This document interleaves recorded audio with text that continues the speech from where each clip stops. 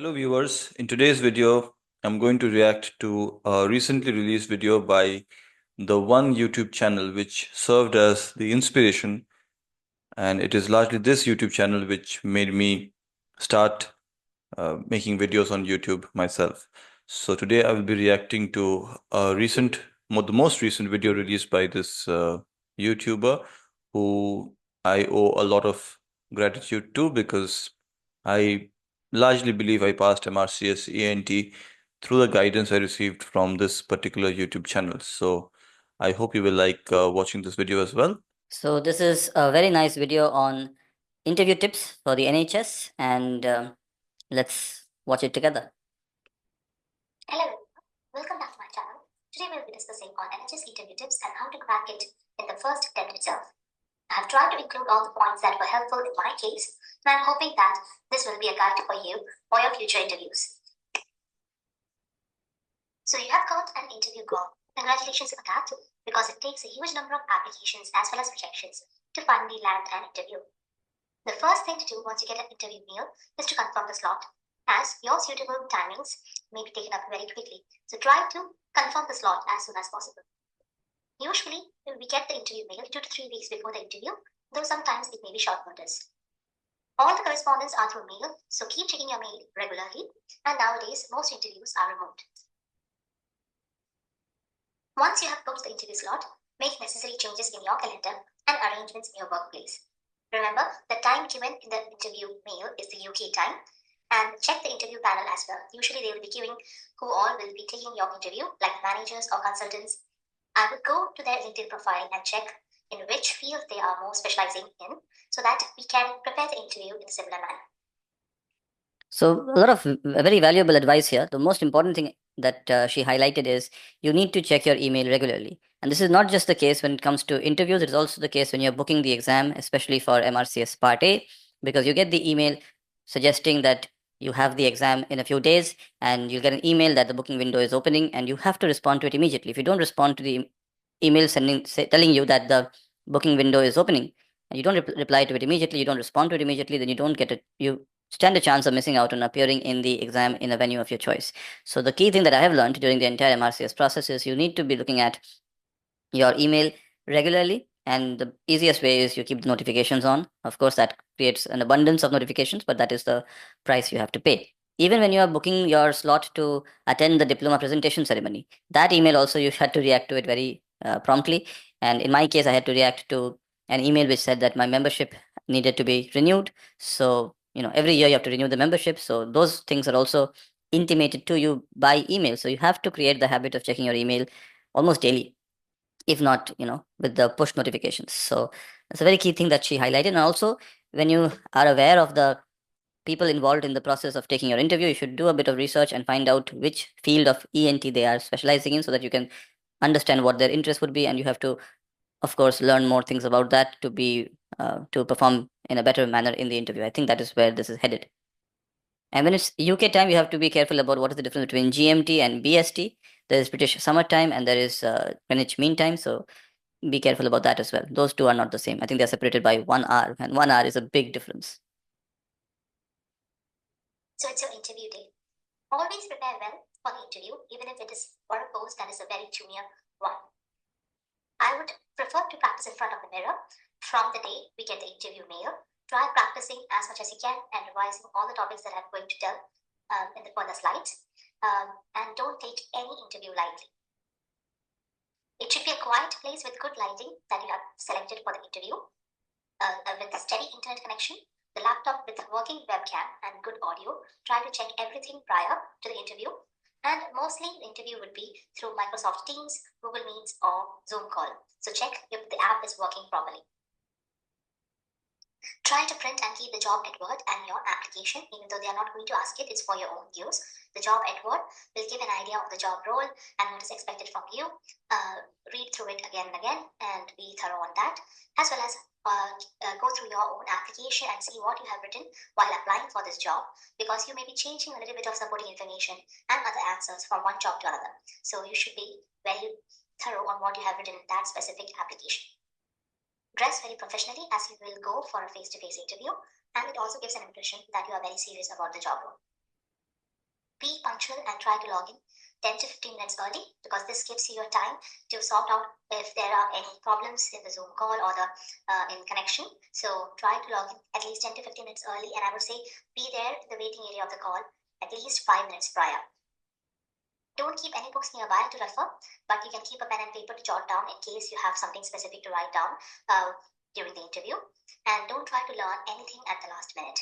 So don't keep any books near to you that they can see. Keep your passport as an identity proof, as they may ask sometimes, though in my case they never asked. Be calm and composed and polite in your answers. Smile and be confident, and try to look directly into the webcam, not into the screen of the laptop. Coming to the parts of an NHS interview, so there are various scenarios that are covered. They may cover most of them or some of them, depending on the interview panel. So be thorough on all these parts, like biographical questions, clinical scenarios, ethical scenarios, leadership, team management, or stress management kind of questions, audit, QIP, and clinical governance related questions. And there will be some final questions for us to ask to them.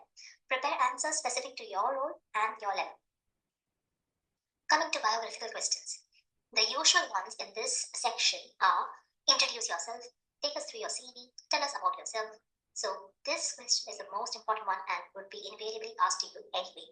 What I would say is, prepare a very good introduction for yourself. Practice it in front of the mirror many times, and you should try to cover all the important things or your achievements, your awards, and everything that you want them to definitely know in your introduction. So give a very strong introduction so that they will be already half impressed from that itself.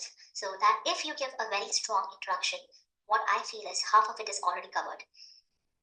Prepare very well, highlight the points that gives you an edge, and highlight your strengths. Use pattern of CAMP, that is, first your clinical achievements, then your academic achievements, management and leadership roles that you have done, and your personal approach. Why do you want this job? Your aspiration? Why do you want to work with the NHS? Maybe the next question. Why the specific place, and what do you know about this place? So try to research a bit about the specific place in which the hospital is as well. You can incorporate the trust values or the NHS values while answering your questions. They may sometimes ask these as well to know that you are aware of the NHS values and the trust values. And where do you see yourself in 5 years? What are your future plans? Why did you want to be an ENT surgeon, or specific to your specialty? And what all surgeries have you done independently and you are confident in? So these are the usual kind of biographical questions. Coming to the clinical scenario questions, usually you will be asked emergency patient management. You should have an ABCD approach in your answer. Relevant investigations and treatments should be covered, but don't say anything that you're not familiar with, and take a very practical approach based on your experience. Appropriate escalation plans should be mentioned wherever safe, and try to be a safe doctor rather than being an overconfident one. Answers should be in relation to the NICE guidelines or the trust guidelines. And MDT approach should be there if relevant, and identify the red flags and act appropriately. So I just want to add here that what is NICE guidelines? NICE is National Institute of Clinical Excellence. And again, I might be wrong with the full form, but NICE is basically the guidelines that are followed in the United Kingdom for interventional procedures. There are set guidelines. Doctors cannot decide based on their own interpretation what they should be doing. Even if you're ordering something like a CT scan, you have to follow the guidelines, and only if the guidelines are satisfied do you go ahead with them. In most situations, there may be exceptions, but mostly you have to follow the guidelines. So you need to be aware of the guidelines. And MDT means multidisciplinary team. So sometimes you require multiple professionals from different specialties to be involved in the treatment. So in those situations, you have to talk about that. For example, a situation like there is a patient with expanding hematoma in the orbit following functional endoscopic sinus surgery. So you may require the help of an ophthalmologist. So you have to include that in your answer. Or maybe if you have a situation where cancer treatment is happening, so definitely MDT approach is required, because cancer treatment requires multiple different specialists. So another important point she pointed out is that you have to answer the question according to the level for which you're applying. So if you're applying for a junior post, and even if you know the answers that you would otherwise do when in your current capacity, maybe you're working at a senior post and you're applying for a junior post in the NHS, you should answer appropriately for that particular level for which you're applying, even if you know the other aspects of it. Start with the practical approach, of what a person in your capacity working in that post in the NHS would be expected to do. Appropriately. Coming to clinical scenarios related to ENT, the usual questions that are asked are post-osteotomy bleed management, epistaxis management, stridor in an adult or a child. That's the most favorite question. Breast complication, airway management or acute airway, CSF leak, safeguarding, COVID-associated mucormycosis, though this is a bit less frequent question now. Also, if it is the job role related to ear or otology or head and neck, there will be questions specific to that. So prepare in that way, but these are the most common ones that are asked. There will be some ethical scenario questions as well, which should be answered keeping in mind the following criteria, like the patient safety should be your priority, keep in mind the duty of candor, consent, confidentiality, and autonomy. The duty of candor is something which is very important. You have to be candid, basically. If you have made a mistake, you have to own up to the mistake, and you cannot hide anything. So that is what duty of candor means. And the rest is fairly self-explanatory. It's a very good video. I strongly recommend you check it out multiple times. While answering ethical questions, there will be some leadership or team management questions like how to handle stress or pressure, what's a good team, difficult situation with the colleague, what if your colleague comes late in their shift or comes drunk in their shift, what will you do? What are your weaknesses? What makes you a good team leader? Examples showing that you are a good communicator, and any difficult situation that you have faced and how you managed it. These are some of the leadership or team management questions. So another common question is, what is an audit? What is a QIP? Or what is meant by clinical governance? Have you done any audits? Was it a closed loop one? Have you published any research papers? So if you need any answers to these questions, just comment in the comment section. I'll try to make another video on that, but I'm not. So I do have a video on audits and the difference between audits and research. And of course, audits I've mentioned is a very important aspect of NHS interviews. And this is also an area which proves to be slightly tricky for people applying from India. Finally, they may ask you, do you have any questions to ask them? And this is also a part of the interview, so don't take it lightly. You can ask about the training opportunities or career progression that you can expect in that job, the research opportunities, surgeries that are usually done there, and what are the equipments available. How is a normal day in the department? And can you expect a shadowing period in case you are selected? You can ask that. Don't ever ask about salary during the interview. And if you are selected, how quickly you can join, if you can ask that. Or sometimes, most commonly, they will ask you how quickly you can join a department in case you're selected, so that you can tell them the procedures involved in it and your notice period and things like that there. Always ask for the feedback, even if you're not selected after the interview. So write a mail to the HR or the consultant, whoever is sending you the link or sending you the result of the interview, and try to ask them the feedback, like why you were not selected, so that you can improve on your next interview. This is a very important lesson we learned from this video, that if you're not selected, don't hesitate to ask for feedback. This is very important. And also the tips for the interview here, this is largely from, directed at the NHS, and there is NHS specific advice that she has kindly given here. But I believe, at least in the last section of questions that you should ask the employer, this is applicable even for interviews in India.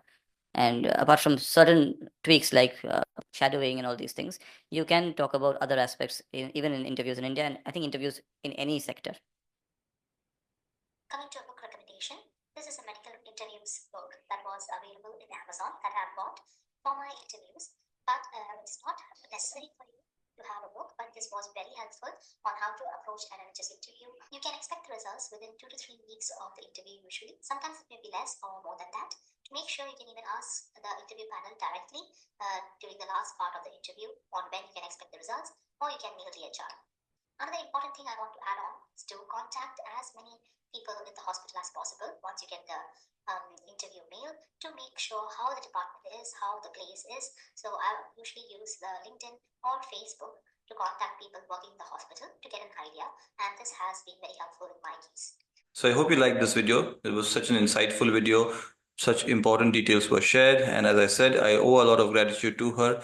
In the first few videos that I made, I believe almost the first 100, I tried to copy her style with the PowerPoint slide and my voice. But later on, I became more comfortable sharing my face on the screen.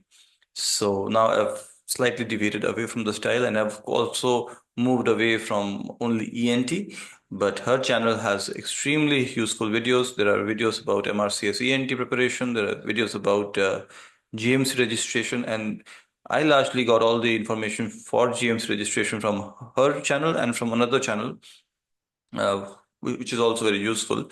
And I think there's a channel called UK Dreamers. So there are many useful YouTube channels in this space, and I got a lot of information from YouTube. So that is why I started the YouTube channel myself. And this has helped me both pass MRCS ENT, both parts in first attempt, and get registered with the GMC in a very short span of time. So I hope this video was helpful for you as well. Many people have asked me for sharing tips for NHS interviews, and this was my attempt at sharing that. And I don't think I can do a better job than what the person at ENTO Scope has done. So do feel free to subscribe to our channel and check out her extremely helpful videos on various issues. Take care, bye bye, and as usual, please don't forget to be awesome.